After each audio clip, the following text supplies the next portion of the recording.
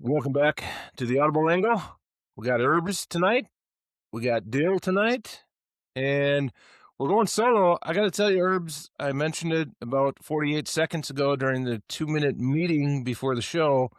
I do listen back to the episodes usually. It's kind of funny. I end up hearing things because when we're talking, especially with a guest, it's like you're doing other stuff. I'm bringing something else up on the computer or checking a box score for some talking point.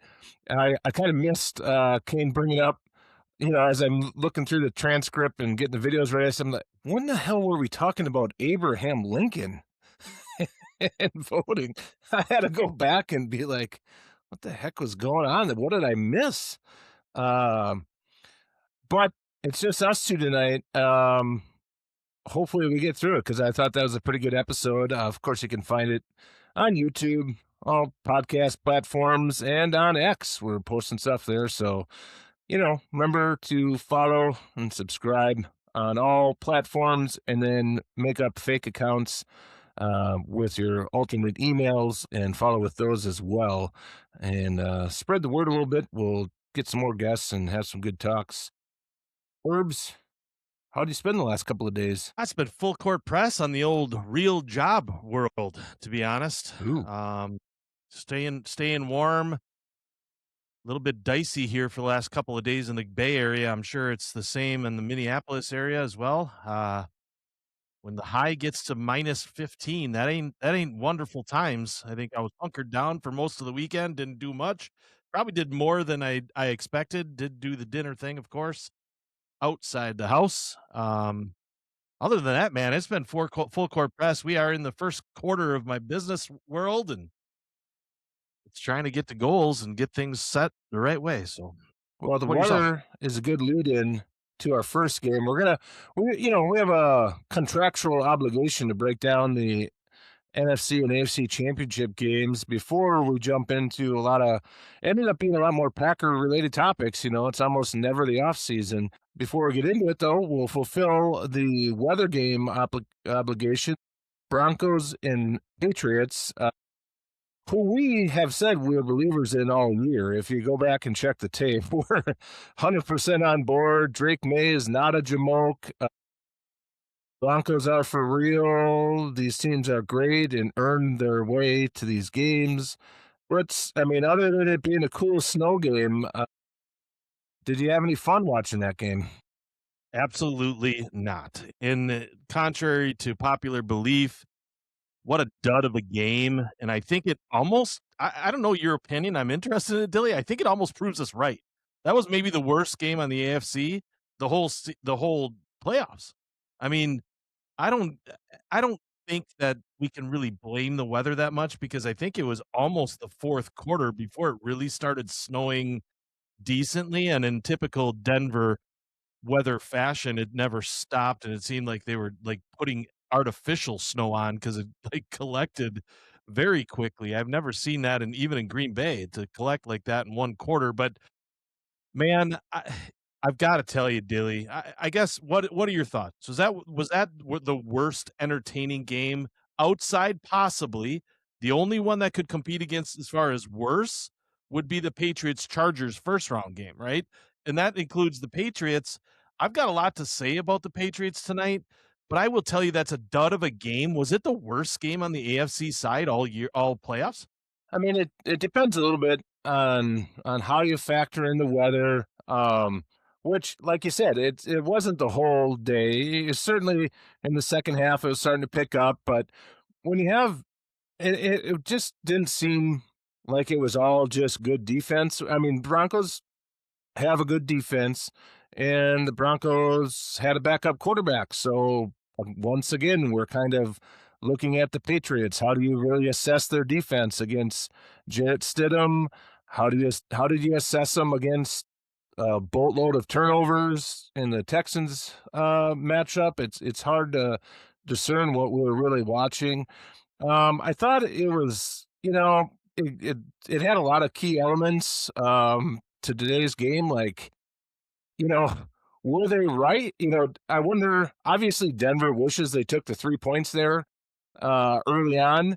because it became a situation where nobody could make a field goal anyway later on. So you get kind of this weird paradox on, are you being aggressive or are we not being aggressive? And I think what it kind of came down to is neither team believed, and again, maybe part of it's the weather, but I think it had a lot to do with the quarterback. And then Denver does have, I think, what we all believe is a good defense. So it was like neither team believed that the other team was going to score, and they were pretty much right the whole time.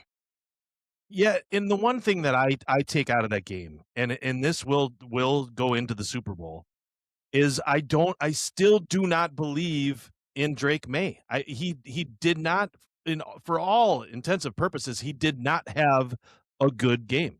Like, that wasn't a good showing from the quarterback. I don't I There's an argument that the weather plays into that, but here's the deal, man. We watched 2 Packer games in Chicago that were brutally cold. I will tell you that I think that it wasn't brutally cold in Denver like it was, and I would guess that I believe that it's harder, just in my experience from playing outdoors, it's harder to play in really cold than snow. Snow almost is like a warmer feel to you, and you get that kind of that childhood charge of, "Hey, this is fun. This is what we've been waiting for all winter. Like, let's go out and play football in the backyard," kind of deal. I still I I'll probably be sitting here in 3 weeks after the Super Bowl, Dilly, and I'll probably still be saying, "I don't believe in Drake May." Did Drake May play a bad game? No, I don't think so, but he didn't show me anything that was like, "Eh." And the catches that were amazing, I would challenge New England fan. I would challenge the guys who just go against me to go against me, and I love those guys and gals. But was it really the throw that made it successful, or was it the catch that made it successful? I mean, he put it in a spot, I suppose, but was it a throw that maybe the other 20 good quarterbacks in the league could have made? I think so, yes. So, what I do think, Dilly, and I do want to toss this to your thoughts. The one guy I do believe in, and I have been a fan in, Vrabel did this year. He brought him back to the Super Bowl for essentially the same team as he had last year that had 3 wins. And the maybe a year older Drake May, again, I'm not impressed with him, but I'm gonna put this on Vrabel. Are you impressed with what Vrabel's been able to do so far and get him to, I mean, you have to be, right? I mean, but is it just Vrabel? Um, yeah, you have to be very impressed with Vrabel. I do think, you have to condition our discussion on Drake May a little bit with, again, it's kind of like when we were talking about the Packers and LaFleur, when the expectation is you're winning playoff games and playing in championship rounds and Super Bowls um, more frequently than we have been the last couple years. With Drake May, a little bit of the analysis or fan analysis, as I like to say nowadays, is that you get this, it's coming from the talk where he's in the MVP conversation and he's a top 5 elite guy. So we're counterbalancing that a little bit. He's not a, I think we can say he's not a total jamoke, as we like to bring up, but you know, he has a little bit of gamer to him. He got that last first down, he's got some gaminess. He's always been athletic. I do think it's the leadership of Vrabel that made a big difference. And let's face it, in almost all playoff runs, and with the exception of, the extreme best teams that we remember of all time. If the 15-1 Packers with Aaron Rodgers after the Super Bowl, we know they lost to the Giants in a big upset. Um, but if a 15-1 team makes the Super Bowl, a team that has a massive point differential makes the Super Bowl, it's a little different. But so many years and so many times it comes down to some fortunate circumstances, and the Patriots went to a championship game against a backup quarterback who hadn't, played it all. And he was a little gamey, but they were clearly trying to protect him, I believe, with the play calling. And in the game against the Texans, which we already mentioned, They got a ton of turnovers, and not all of them were just great plays by the defense. It was a bad performance by the quarterback. So you get these circumstances where a team makes it to a Super Bowl, and they needed some luck along the way. Obviously, we saw that with the 2010 Packers. They needed some luck.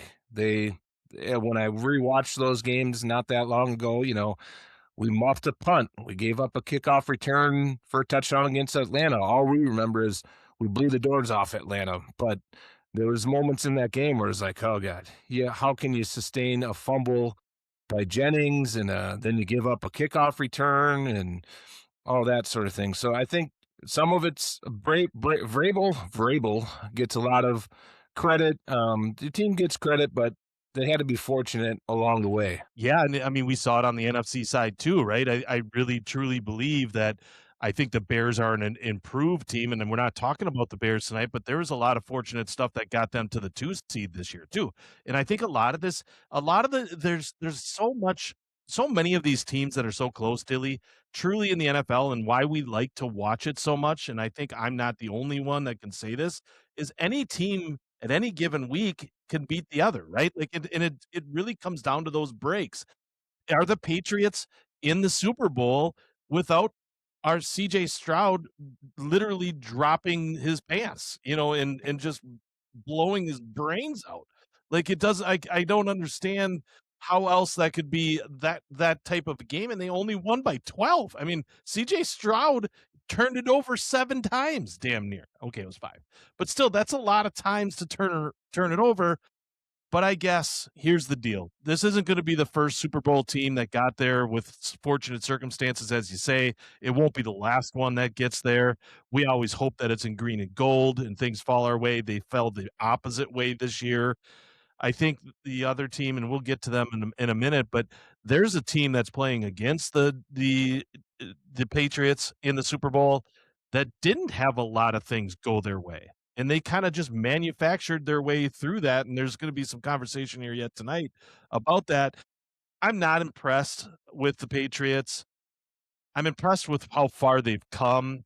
Not looking forward to the Super Bowl, to be honest, Dilly. Like, it's not gonna be one of those, like, greatest show on turf Super Bowl. I mean, we might be looking at a 14-10 game or something stupid like that in the Super Bowl, where I'm looking forward to the halftime and the first half commercials more so than the game, which isn't a bad thing, I suppose. But yeah, I mean, I would have liked to see the Broncos go in and be there because of the 1 seed. They kinda laid an egg there a little bit at home. They had a chance. They didn't take advantage of it. Well, yeah, and I took a moment to look back too because you mentioned that Chargers game. I mean, we have to go back and remember we were heading in to the fourth quarter of Patriots Chargers in the wild card game at 9-0 after heading into halftime 6-3.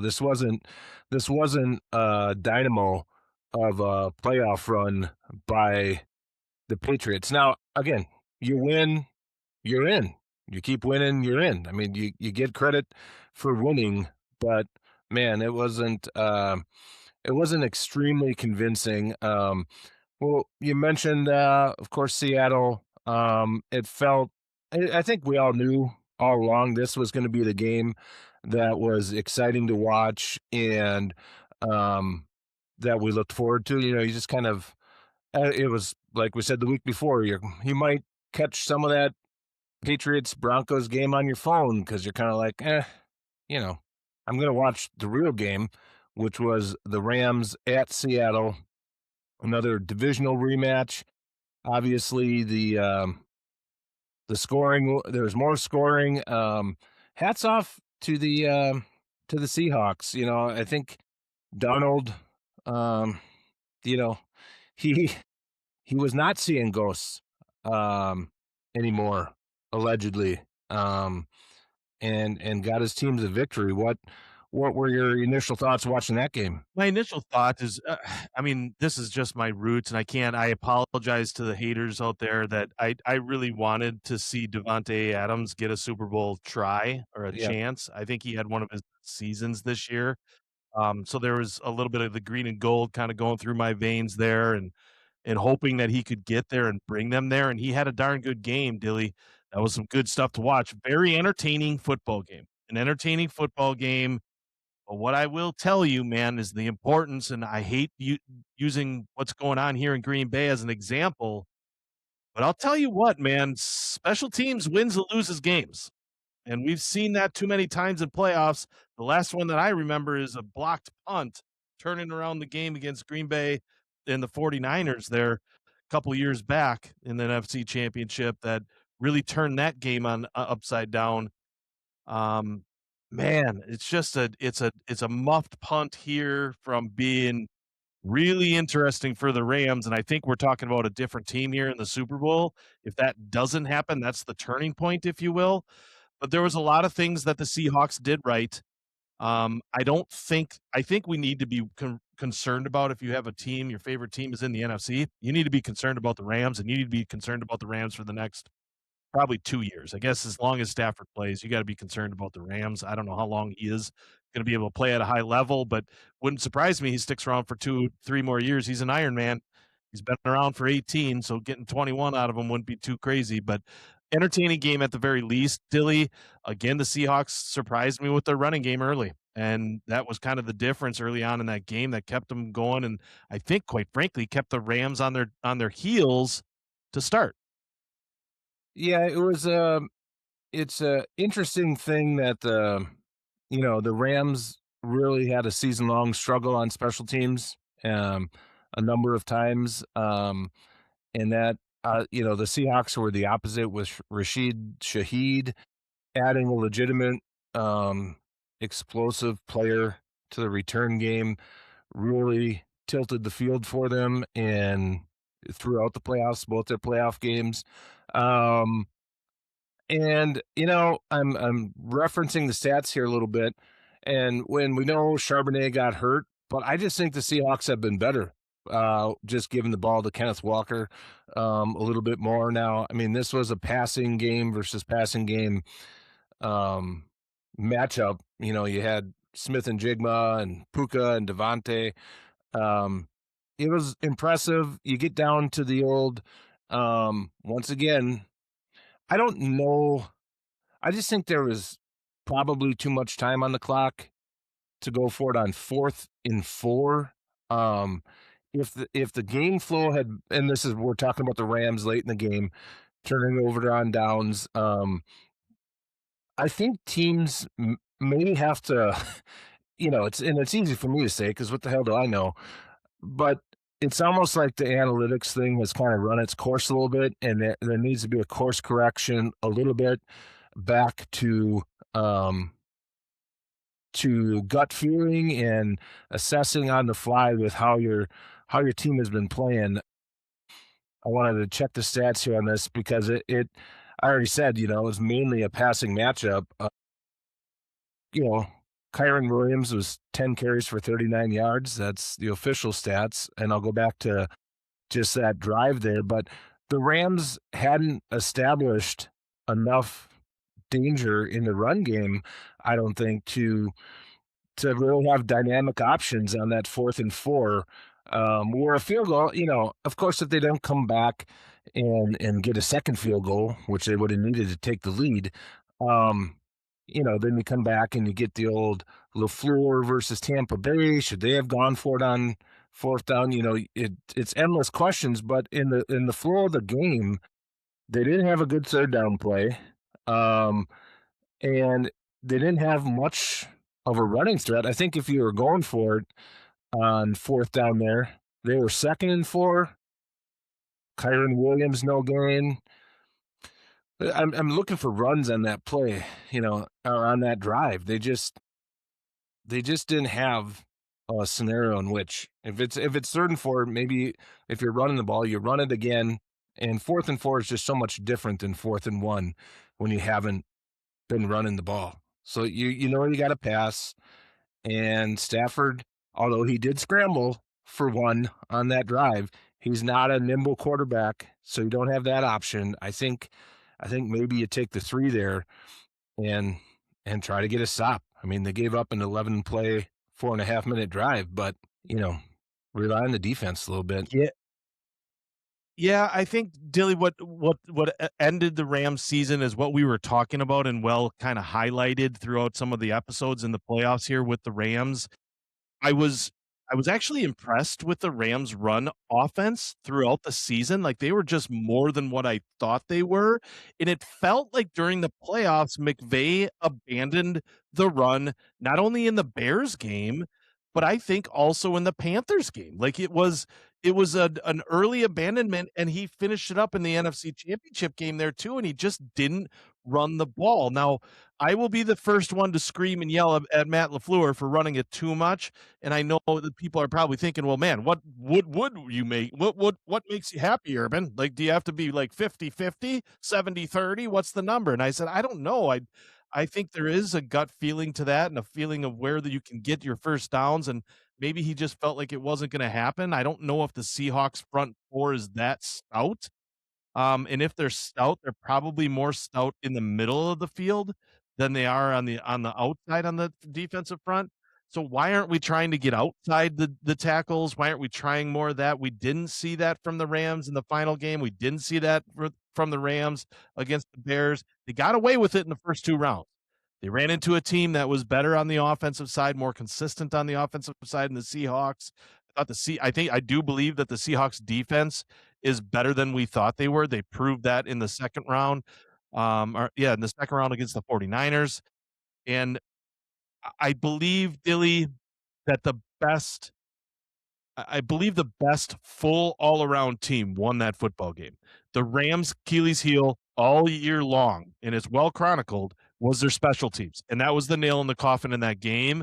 But I think that the Rams' defense is a little suspect. I think that the Seahawks' offense is solid. They're consistent. They're not flashy. Smith and Jigba kind of gives them that flash, or at least the thought of flash. And he's a great player. And that what a great draft pick for the Seahawks, really put him over the top. But again, I've got another quarterback. We've got 2 quarterbacks in Drake May and Sam Darnold, fairly unproven. I mean, for sure, Drake May. And there's the pundits out there that are saying, well, is Sam Darnold, he kind of laid it flat, but people will tell me that it was the offensive line with the Vikings that hurt him. Looks like he's got an offensive line here in the Seahawks. My betting money's on the Seahawks, in the Super Bowl. We'll do a little preview on that, I'm sure, here shortly, but hats off to the Seahawks. They did enough. Unfortunately, the bounces didn't go the Rams' way. Like we said in the AFC, Dilly, it's not all skill, technical ability. You gotta have a bounce here or there. And looks to me like the Seahawks got the right one at the right time that basically sealed it. I do agree with you on McVay and his play calling. Kick that field goal, make it a one-score game where all you have to do is get down to the 30, and you can really put some pressure on their defense and maybe keep them off, and you've got the playmakers on offense that you know will catch the ball. Puka Nacua is gonna catch anything that guy's the Hoover of wide receivers, man. Anything near him, he's catching it. What a great game, though. Very entertaining. Happy it happened when it did. Good stuff to watch. A fun game. The other thing, and fact check me if you want. I don't know how you would do it, but obviously we don't do live broadcasts. I didn't even turn my light on today. Um, but I did think of this as it happened, even in the third quarter, because it's one of those weird things. I feel like when you're down 11, I'd like to know what the updated analytics count is, but I was surprised that the Rams did not go for 2 on either of the touchdowns they had in the third quarter. And to me, it's kind of it's one of those, are you going aggressive or are you not? Because at that point, then you get it down to a field goal, or if you don't get it, it's 19. Because if you're thinking I'm going down, it's you score a touchdown, it's 19-24. You kick the field goal, you need a touchdown to win. You go for 2 and you don't get it, you need a touchdown to win. And then they had the same opportunity on their next score. With then that's 2:13 left. Is that third quarter still? I think that's still in the third quarter, but um, you're in the same scenario again where you're like, you need a touchdown whether you make the extra point or not. to win. You're still down 4. So it seemed like they had 2 opportunities to go for 2 there, and especially if you get the first one, then you're in a, position where you don't have to go for it the second time, but it just seemed like that's the type of thing in the NFL with all this going for it on 4th down and passing on field goals. That seemed like one where you go, "Yeah, that's down 11, second half, you go for 2." It just seemed like one of those. Um, we can move on. You know, I don't think we'll have plenty of time to talk about the Super Bowl because they give us an extra week break here. I would guess the early feeling is the Seahawks are going to have the advantage there. 100%. 100%. That's my early call here. Favored 4.5 right now, Seahawks. I like that line. I think the Seahawks, obviously, I think the end of the game is probably more than a tutty, or tutty at least. But at this time, until things happen and we hear things throughout the next week and a half, I like the Seahawks unless something crazy happens. We're going to talk Packers and just general NFL coaching situations. But one thing I forgot to bring up our last episode, which kind of leads us into it, and it kind of got me thinking a little bit on the audible angle on X.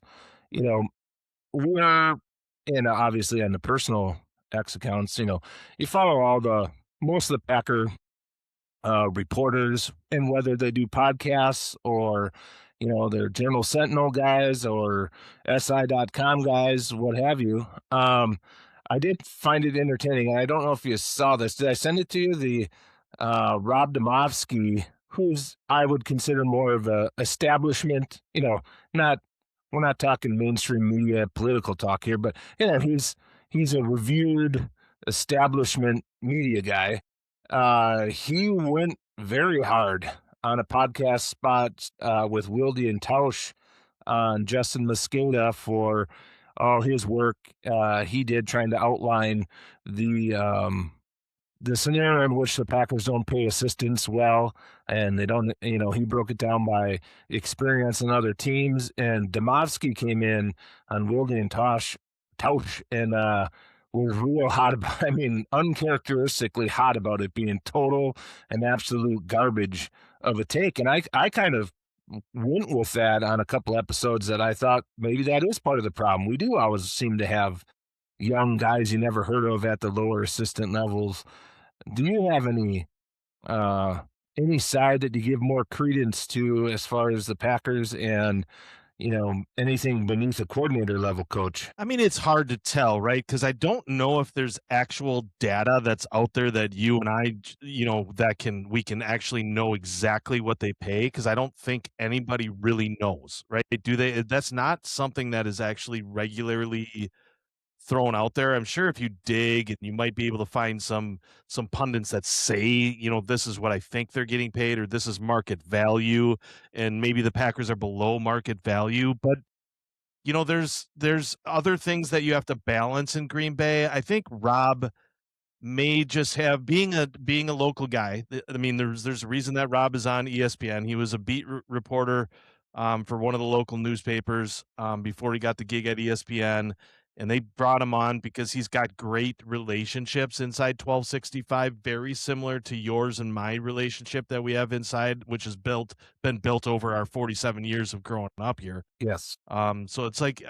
that's one of those things, but Rob does have flashes of things that he believes in, and he can have a flash of emotion like that. I've seen it before, more so on the golf course than I have anywhere else, but he does have a flash. I like a guy like that. I think that our media doesn't always have to have a Schefter guy that just stays like monotone the whole time and just reports it. I mean, I think we need a little bit more audible angle in there. I think we need a little more Signetti swagger, a little bit of love. And I kind of hats off to Rob. Good friend of the show, obviously. Effort to see if Rob's got some time for us after Tausch and Wilde that he comes on regularly. But I don't blame him for that because he has more knowledge than you and I do. I'm not sure I buy into his theory that they do play, and it's because of this guy's not coming to Green Bay, and he was never coming because of the weather. You know what I mean? Like, he didn't wanna be in Green Bay. Well, I'd counter that argument. Did Reggie White really wanna be in Green Bay, or did Reggie White come here to win a championship regardless of the weather? Do you know what I mean? Like, if you wanna win a championship, what's more important to you, I guess? Yeah, and just for the listener's sake, I will say our insider connections that we have developed over time through our vast network of collegiate contacts and professional contacts. You know, there's a point at which we're insiders and we're so inside that we don't break the news that is confidential. And the step that we go to is we won't bring up, we won't allude to it because we respect the confidentiality that is required to have a connection with Lafleur. I know you have coffee with Bisaccia a lot. He's kind of one of your guys on a personal level, but you don't highlight that or divulge that. Signetti, same way. You keep it to the personal relationship. You don't let him know that you knew he had that scouted out to have Mendoza run it in for a score because he knew how the safeties were playing. You don't divulge that before. You don't have to. We don't have to brag about being insiders. I feel for both guys, and obviously follow them. We'll probably start retweeting the shit out of everybody else, so you like what you see from us, but from our X account. But it's one of those where what do you, a guy like Justin Mosqueda might not have as much insider knowledge as Demovsky's developed, so he's trying to make a legitimate extrapolation of the data that is available to him, and just again, it's not anti Demovsky or anybody else that's a little more connected with the organization.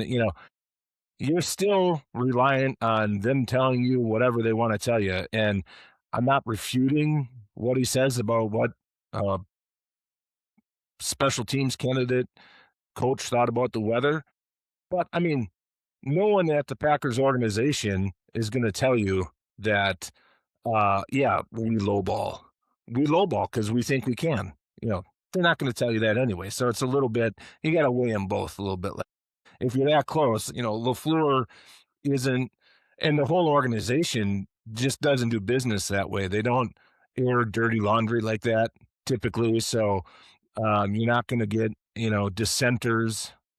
Russ Ball isn't going to have a secret media contact that he leaks contract negotiation stuff to. It's just not how they operate. Yeah, but would it blow your mind, Dilly, that the Packers do think that they'll lean into the fact that this is a franchise that everyone wants to be a part of? Does that blow your mind? That's called business.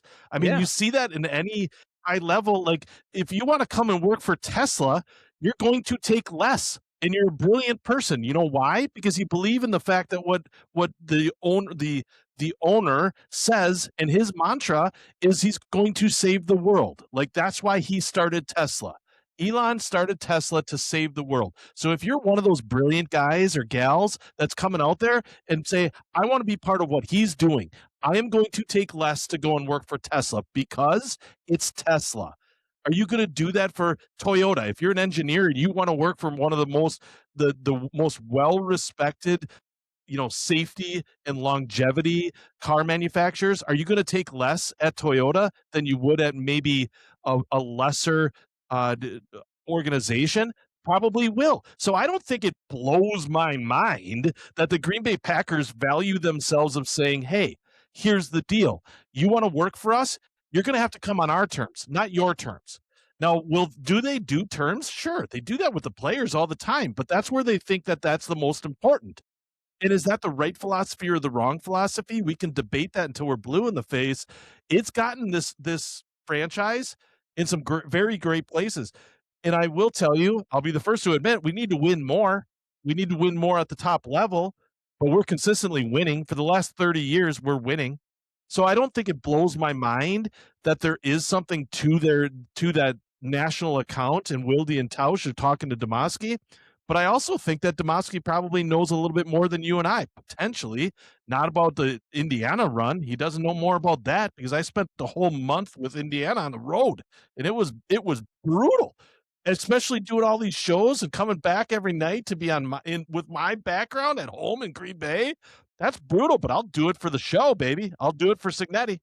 Well, and you can also make the case that um, even if um, the low pay standard or going after a little less proven guys, it's up to the GM and Lafleur and the guys recruiting those.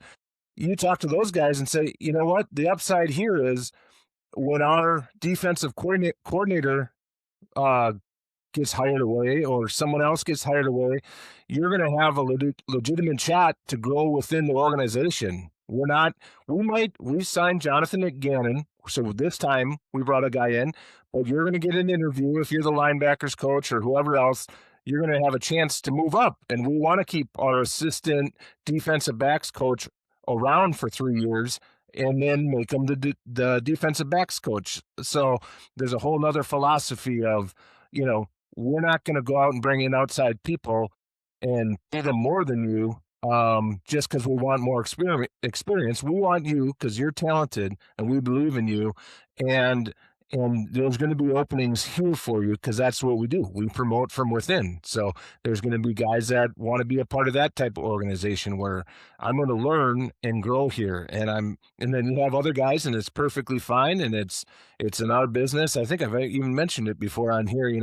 There's guys that move to a different company every 3 years like clockwork, and they have a successful career. Good for them. And there's guys that want to work their way up for 9 years and work on 3 different sides of the company and learn all about it. And you can be successful either way. So maybe that whole final thought is it's kind of a moot point. Doesn't matter which one of those guys is right because it is what it is, and both ways can work. Speaking of coaches, let's get into the defensive side of the ball first because there's a couple angles there. Let me ask you first, because you had a good handle on this. What do you think about, we lost our defensive coordinator, and you don't think of it maybe right off the bat, but who else has gone? Linebackers coach and is it defense? Yeah, defensive back coach. You kind of miss the fact that he's taken half the staff with him. Is that a concern? It on the surface it is, Dilly, but understand in the next couple of days and couple of weeks here, Johnny Gannon is going to be bringing in his guys too.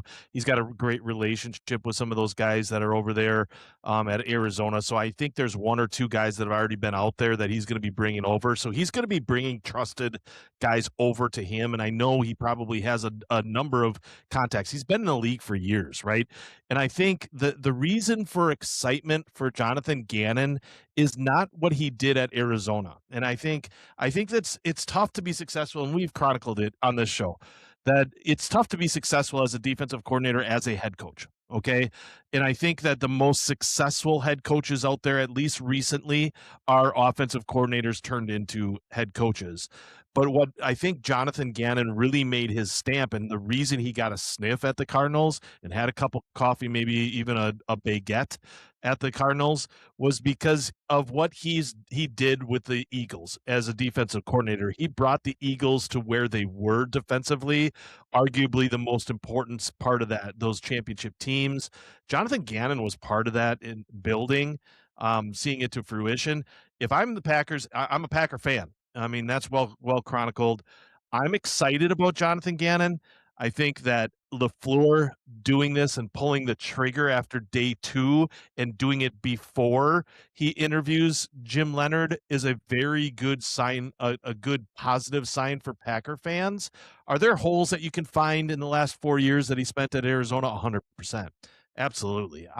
But I do think that everybody that's being interviewed that knows or has a connection with Jonathan Gannon, they have nothing but good things to say. And it's not like they have to. They're not related to him. They don't have anything to gain by that. They're being honest in their portrayals in those interviews, and it's glowing positivity from these guys. I'm excited about Jonathan Gannon. I think there was a couple of people that were on my list before that, but I think there's a reason, and quite frankly, one of them is Morris, and he's good buddies with LaFleur. I think that would have been an easy pick for LaFleur. I think this is more of a difficult and maybe a challenging personal decision from Matt. And if that's the case, I'll tip my hat to LaFleur in making a tough decision and not keeping your buddy like Bisaccia around. just when he's not producing, right? So let's get after it. Jonathan Gannon's got a lot of weapons. He's got a lot of good things coming back. I think the draft is going to help us. We can talk about that as we go through the offseason here, but I like the Jonathan Gannon hire, Dilly, and I think it's going to be good things for us in the next 3-5 years. And I'll add, he does have that Eagles staff experience. He's had some stops in the NFL, so he can also pull from a little bit of wide network of assistants and guys to bring in if necessary. I'll be honest, I thought you might be a little bit of a Jim Leonard lamenter. Um, I did read a nice article on SI.com, and I forget the guy's name, but I think I left the window up. I'll kind of glance at it as I go. But something I didn't think about that is signified by this hire, and I don't have it up on my phone like a fool. In any case, it's SI.com. You'll find it. But you talked about Leonard a little bit, and obviously in Wisconsin, that's a big name. Everybody loves him. But in all honesty, he hasn't been a defensive coordinator yet. He hasn't called defenses. And some of the other candidates, while you want to get excited about the young up and coming guy, the fact of the matter is, if you believe that the Packers remain close to contention, and then you want a guy that's a little more established, a little bit more of a track record.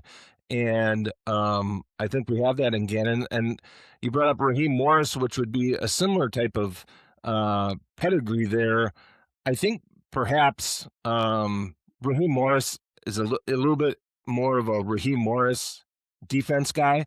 And I think Jonathan Gannon is, and he said this in other interviews, we haven't had an official Packer, press conference or anything with him, but he said this in other stops, he doesn't have a set defensive system. It's not, I'm a man press guy, I'm a Tampa 2 guy, I'm a 4-3 only guy. He's a guy, and I think that in the modern NFL, you have to, it's the way to play defense is you maximize your personnel in those matchups versus the matchup you have that week. Certainly there's going to be principles put in all training camp, all off season, but it's not. You get the feel that it's not going to be a game where you get sick of seeing cover 3 every play or quarters or one team you're playing the Bengals with Higgins and Chase, and you think you're gonna man press Chase all game, and you get destroyed one game because maybe you're not going to do that against that personnel. You're gonna have options, and it seems to maximize. It could potentially maximize the safeties, which we believe are strong, and if you turn more of the defense over to them, maybe we can make do with whoever we turn up at cornerback. Which again is a little bit more of a heading into the draft and free agency conversation. But if you admit that you're a little uncertain about your corners, then you can play your defense a different way. And I trust Gannon to be another guy because Halfley had some of that to him too. But we trust that Gannon has that reservoir of defensive knowledge to be able to handle that. Yeah, I'll reiterate your point, Dilly. This is most definitely a win now indicator for the Green Bay Packers. This is a let's get rolling. We don't have time to waste for a year. We've got to be better next year and better. And I mean, let's be honest, the defense wasn't terrible. And they probably, they were really good up to like 4 weeks left of the season, 6 weeks up to the season. They were top 5 defense. They probably stay there if we stay healthy. I mean, there's some real bad misses there. We've well chronicled those, but this is a win now. Hire. I think it's a good win now. Hire. I'm happy being a Packer fan, a fanalistus, as you say. But there's a lot of good things there. I do like that he's unpredictable, Dilly, because I think if I was one person screaming, there was about 2,000 more that were screaming about our defense being a little bit too vanilla at moments. And that was Halfley's issue. And I think that might be his issue in his next stop as well, is he just got stuck in the rut of being, we've got good players. We don't need to do the blitzes. We've got great players. And I'm like, no, I don't think we do, dude. I think we need to send 5. I think we need to send 6. I think we might want to send 7. Who gives a shit? Send them all. You know what I mean? Nobody can cover one-on-one anyway. Yeah, I think some of the predictability that I saw, and again, other people's work, but you can see it watching the game too. It was conservative, send the blitz on third down, and that's the type of thing that can get you. If you get any kind of too much tendency like that, and you don't break it, and part of that, we don't have to talk about Parsons every single episode, but we kind of miss out on the fact that Devontae Wyatt was a major loss at a position where everybody and their brother knew we're running a little light this year because we traded away Kenny Clark and TJ Slayton left in free agency. And then to lose a guy that you're counting on inside, that was a major deal too. Um, and we'll see. We'll see how everything shakes out. On the offensive side of the ball, we had some guys get some interviews. I was trying to check the most up-to-date scenarios. Have we lost anybody on the offensive side of the ball? My indicators say no, Dilly. I am a little bit more disappointed on the offensive side for retaining a guy like Adam Stenavich, because mostly Dilly, because I don't really know what he does. Like, he's just an advisor to LaFleur, and LaFleur's gonna do whatever the fuck he wants anyway on game day. But I have a question in this. Is this concerning to you that we've lost no one on the offensive side? Not that I wish we would lose anyone on our offensive side, because our offense is probably a strong point on our team.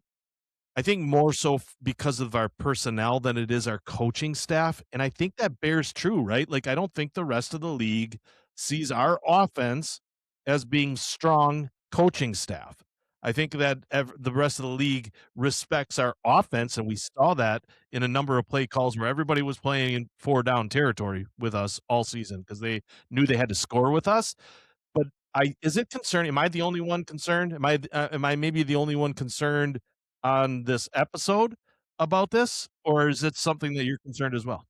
I would say I have one point of concern, and that is Butkus, not Dick. But you know, the offensive line play again. A little bit is the Green Bay Packers standard. We've almost been spoiled for so many years with guys, mid-round picks, the TJ Langs of the world and the Josh Stintons of the world, and everybody kind of works out. Everything pans out. And you always believed a big part of that, we had James Campman for a long time. You just always believed in the offensive line coach. And I believe Stanovich was the offensive line coach at one point. And I guess I'll say overall, the lack of advancement, our guys, offensive guys, when you think you have a good offense, not being candidates, I would maybe think that some of that is everyone knows it's driven by LaFleur. It's a LaFleur offense. Stanovich is in that kind of touchy situation of being a quote offensive coordinator who doesn't call plays, and he probably, for his sake, at some point will have to make a move to get that opportunity, or you know perhaps it will happen within the organization. There was some reporting that there's other changes yet to come, some structural. You know, there's people that think maybe that should be Bisaccia. Maybe there's people, you've talked about a little bit about LaFleur stepping back from play calling and having and giving Stanovich that opportunity. I'm not an advocate of that. My opportunity for Stanovich would be you focus on the offensive line again. Like that's your deal, and if that's running, you'll get your opportunity. If the offensive line is fixed from within, because we're going to be a little bit limited with draft picks and free agency, based on other needs and not having first round picks and that sort of thing. If that maybe that's Stanovich's pep talk opportunity is if you fix the offensive line, we got everything else we need, and you'll get that play calling opportunity. You'll get your flowers, as they say, if the offense is scoring 30, 36. a week next year. Yeah, Dillian, full disclosure, my choice is now whispering in the ear of Mr. Herbert over at the Chargers. He's the offensive coordinator now who just got hired by the Chargers. McDaniels, that was my choice to be the offensive McDaniels, coordinator yeah. to rip that from our boy Matt LaFleur. Obviously, that's not going to happen. I think we're going to get more of the same stuff. I'm going to try to. I'm. This is a new softer me. It's a 2026 me. I'm not getting after Matt LaFleur here. I am positive about Matt LaFleur today on this episode. I think that he made a good choice on with Johnny Gannon. I have no idea if he goes by Johnny. I just like Johnny better than Jonathan, to be honest. Um, but at the end of the day, Dilly, I do have some concerns on the offense side of the ball. We have to be more creative. Does that sit solely with Matt LaFleur? I don't think so. I think it sits solely with him on game day, but I don't think that during the week, Monday through Thursday, Monday through Friday, Monday through Saturday, I don't think that sits solely on him. I think that the coaches need to get their word in, and maybe Matt LaFleur needs to start listening. And I know that Matt listens to this podcast usually on Wednesday afternoons, right after his workout at 3:30. So Way to the maybe Matt's barbershop. going to have yes, correct. Um, I will say that you're right, though. It's time for everybody, and I know we were talking about media members. We pay attention a little bit online, and people get heat because they were talking about getting rid of the floor, and now they're on board. And I'll just say to all the listeners, all the fans out there that rely on us to get them through this off season, is it's just get on board now because there's nothing else to do but get on board. You might as well. You're not gonna get anywhere bitching about Lafleur and the fact that we didn't draft Jackson Smith and Jigma instead of whoever, or T.J. Watt instead of Kevin trading down and taking Kevin King. That's all behind us now, folks. It ain't it ain't happening. I mean, maybe Watt. You know, I don't know what he has to do to. It's too much money. He's not coming. He's still not coming. So don't worry about it. Um, Another interesting coaching evaluation that came up that I'm going to jump to, and we can get back to some current hires. Uh, the Who the hell votes on the Hall of Fame? No, I'll tell you what, there's somebody on the board that doesn't like Spygate and all that jazz who probably looked at Belichick square in the eyeballs and he said, "Over my dead body, you're going to make that Hall of Fame on the first ballot." So I'm not sure who it is, Dilly, but for that guy not to make make the Hall of Fame, I don't. Who knows? I mean, there's other things out there. I think Jerry Jones is in the owners Hall of Fame, and Kraft isn't. I don't know how many owners have. I don't think any owners have won more championships than Kraft. And Jerry Jones is in there. I mean, come on. Maybe it's money. They're both uber wealthy. But I mean, the Belichick snub is very interesting. I still think Belichick is winning, and he couldn't give a shit because he'll get there eventually. Who cares if I'm not? It's just something for us to talk about, but surprising nonetheless. Yes, us early online accusations were that Bill Polian had something to say about it, and it's since come out again, allegedly. He said he voted for him, and it's a total bullshit story that he had anything, um, negative to say about Belichick or whatever. Who the hell? Maybe we should do a little research. Get on the old typer while I do it. Who the hell votes on this stuff? Because if it's a bunch of sports writers, get bent. I'm tired of sports writers. Um, we're going to do some live. We do record live in front of a live studio audience. Who votes on NFL Hall of Fame? The 50-person committee is mainly comprised of media members covering the NFL, so it's media, Okay. with representatives for each pro football city. So it's basically the Pro Football Writers of America and at-large members, including some former coaches and players. And they meet annually this time of year, right before the Super Bowl. So Get who the lost. hell knows? A bunch of Yeah. junk. He's the best performing coach, arguably of all time, of our lifetime, easily. It's an easy conversation. My message on that is get over yourselves, get Pete Rose in the Hall of Fame. We're all freaking sponsored by DraftKings and FanDuel and Spygate. He got caught. Allegedly, they sort of got caught. And who gives a shit about the inflation? As if that's the only quarterback of all time that did anything to the balls. Get real. So here's a little inside knowledge here of this, Dilly, and this is a quick Google search. I guess there's separate committees, 9 members each will vote for the coaches, the contributor, and the seniors, which are the 25 and over years categories, while the full committee, that whole 50 group, they vote on the modern era players. So there's subcommittees that vote for each of those, the coach, contributor, and seniors.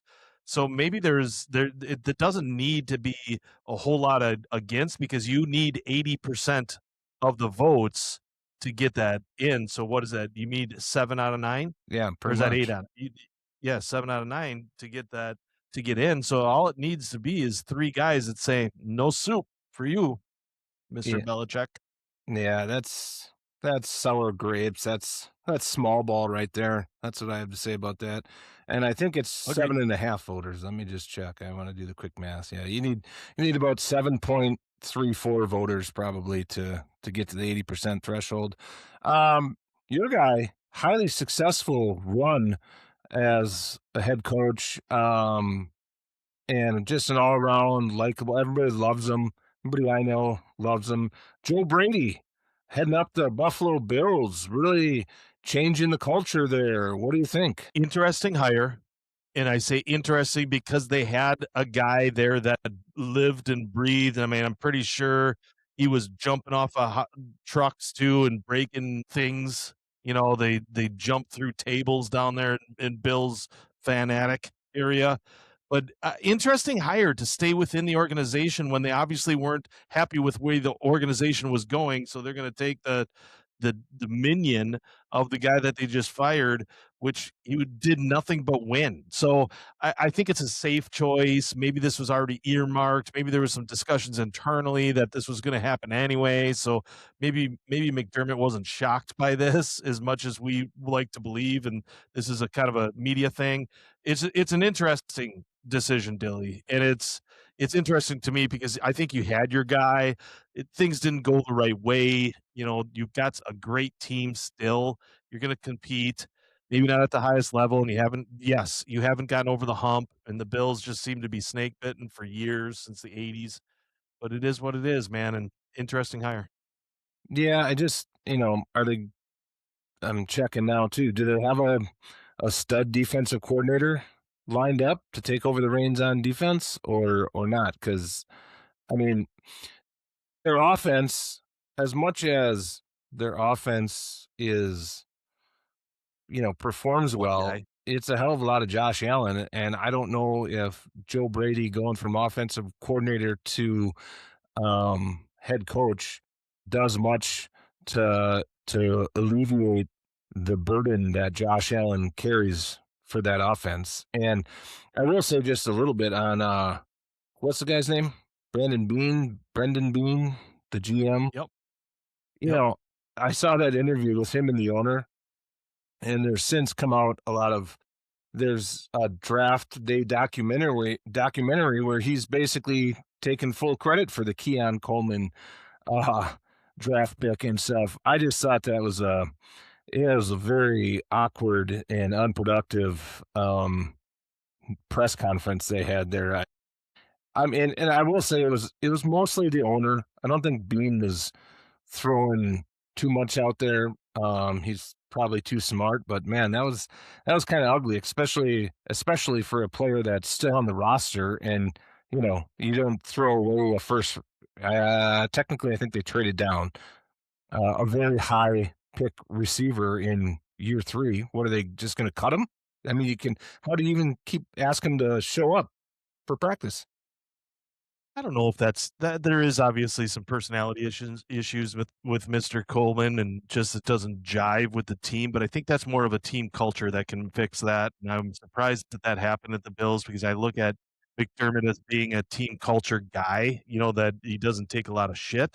But maybe I'm wrong. Maybe outside looking in, I'm wrong, and maybe there was a little bit loosey goosey. And we're gonna get the ship sorted by Mr. Brady coming in. Did we miss anything this week? The only thing I just interesting hires, Brian Dable, head coach Dable is going in with the Titans with Saleh. He got the offensive coordinator job. And then the other one was the Broncos firing their offensive coordinator, which I thought was an interesting move, knowing that it's basically a Stenovich hire there because I think Peyton is playing, calling all the offensive calls there. So maybe just a scapegoat, like get fired, good luck somewhere else. You're out of here. It's your fault, not mine. Even though I have the play sheet in my mouth and it's all my choice anyway because I'm Peyton. Yeah, I will jump back to Dable. I think I find that to be a pretty exciting hire.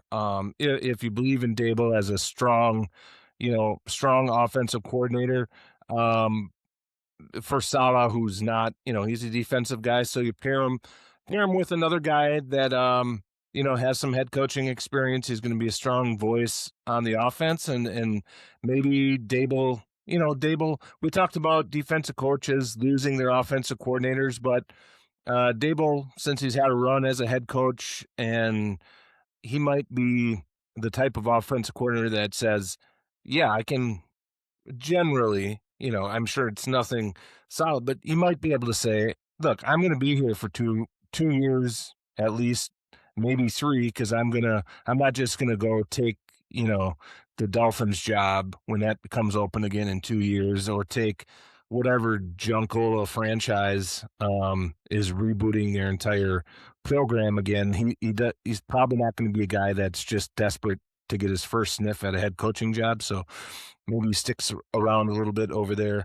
So you're saying Joe Lombardi got fired, huh? I didn't even see that for the Broncos. Was he the offensive coordinator? We're going to take your word for it. I'm not even going to search it to make sure. Oh, yeah. Broncos fire offensive coordinator and 2 other assistants. What the hell are they cleaning house for?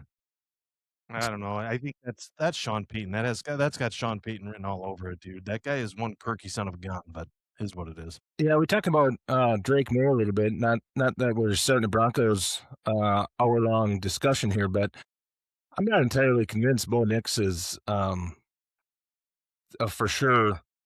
I think Drake May is significantly better than Bo Nix. I'm not sure Bo Nix is lock it down, give him his extension as soon as possible, 5 years, $65 million by the time he's up for an extension kind of quarterback. But 2 biggest overrated quarterbacks in the AFC by far. Like it's not even close.